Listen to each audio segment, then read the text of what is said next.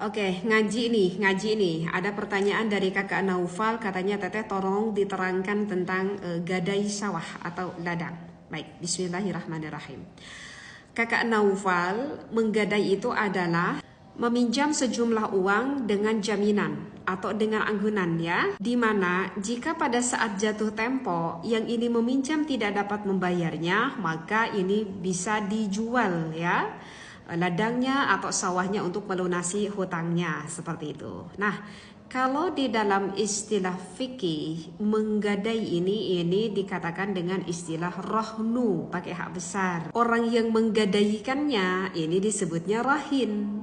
Dan orang yang menerima gadaiannya ini disebutnya murtahin. Dan barang yang digadaikannya ini disebut dengan marhun. Sebenarnya sih menjadikan sawah atau ladang, menjadikan barang yang digadaikan, ini sebetulnya sih sah-sah saja. Karena kan ini sawah ladang termasuk nilai ekonomis ya. Namun mungkin yang menjadikan suatu permasalahan selanjutnya ini biasanya ya, itu si sawah, misalkan selama tempok gitu ya, itu biasanya suka ada yang dipakai oleh si murtahin.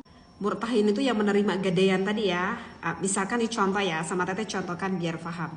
Misalkan si Zaid gitu ya, menggadaikan sawahnya kepada Hindun.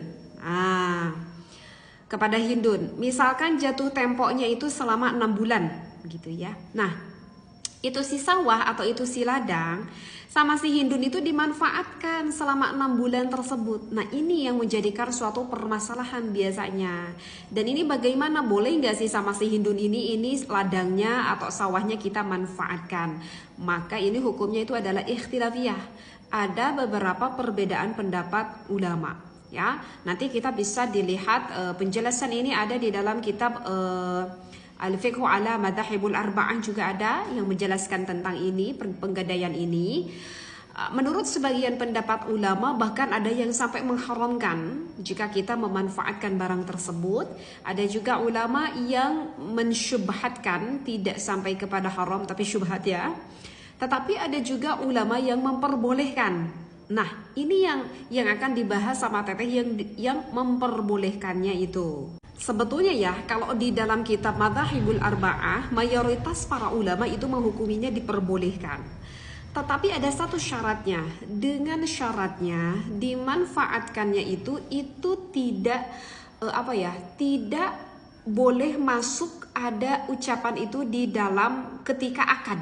Nah, jadi ketika akad itu nggak boleh. Karena kalau